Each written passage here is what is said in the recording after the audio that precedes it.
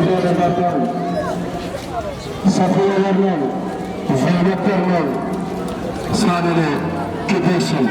İçimizden hemşirlik, aziz anılarını, ağaçlarını, sınırlarını çıkarsın, kütletmesin. Niyette sorumluluğu ahiretine, şeklik, şanlık, ittiharlık üzerindeki aziz dostlar. Niyette İkbalhan, sevgimiz Aslan Şarkı Türkistan'ın devlet marşı, devlet şiirine adamlarına dikkat sakınmakçı, Temel İkbalhan, sevgimiz Mehmet, Amerika ülkelerine beraber.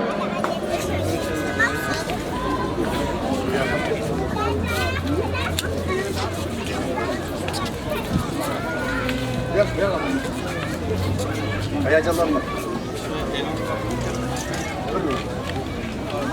Mas Zeytinburnu'na gittiğin işki attığı kez sizler sakat tuttu, her ayağlarına attığı. Sizler gibi hem beraber, Allah razı olsun.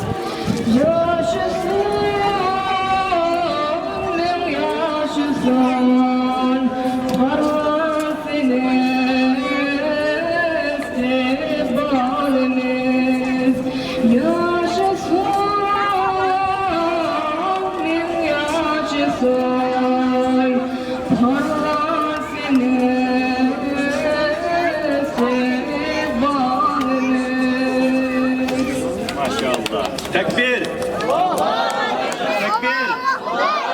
Tekbir!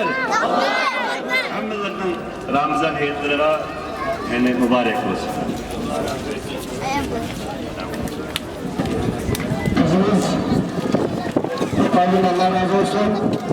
İnşallah 127'sinden tutarken devlet marşımız olan İkbal'ımız içerisinde Allah bu İkbal'ı veren dünya Müslümanlarını, cümleden Nazlım Şerif Türkistan Müslümanlarını İkbal'landırsın, hoşnut olsun.